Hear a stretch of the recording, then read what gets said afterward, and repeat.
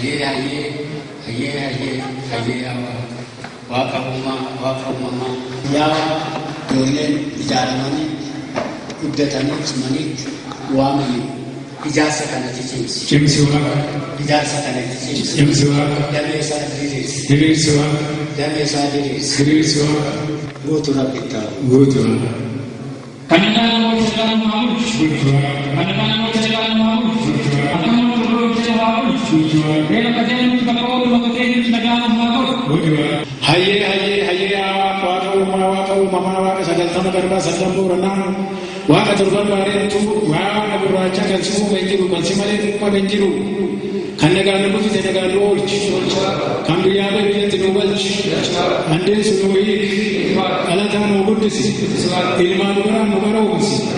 yaa waaqa oromoo hunda qabaa ijaaramuu nu dadhabee hin dandeessaa nu ijaare gaafa uummanni guddichi nu ijaaramee kottee isaatiin dhaabate addunyaan nu kanatti raajii agarsiisa yaa waaqa hin dandeessaa nu ijaare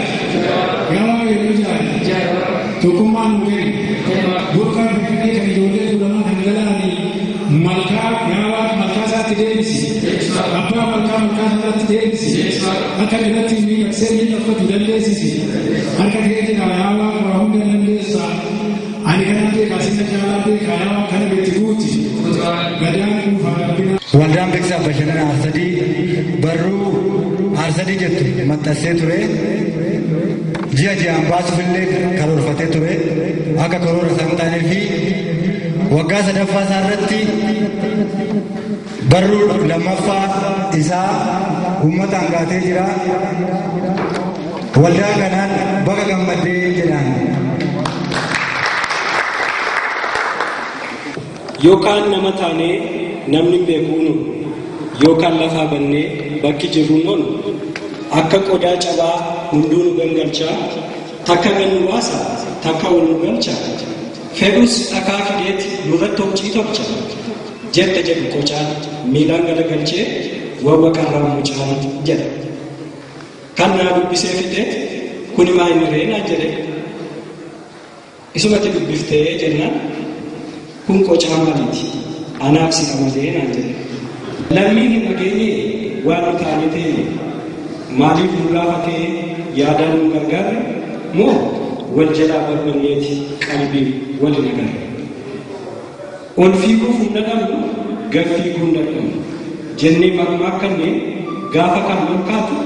irraan gadee kaanu nu isa niin qorannu dachee gadaa qabnu jennee akka maabotaa akka hiyyeessaa qabnu baafna jennee daamu biyya irraa baa'oolu akka rirma boollaa garuu waa agarre waa tokko irraa barre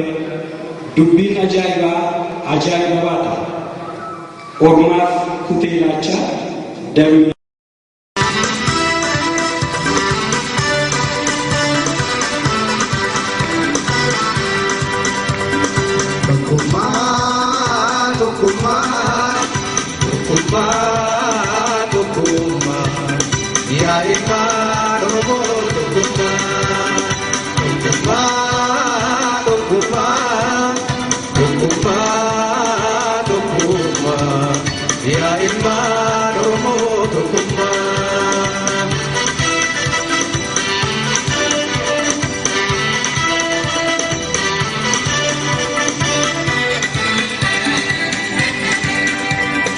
Ini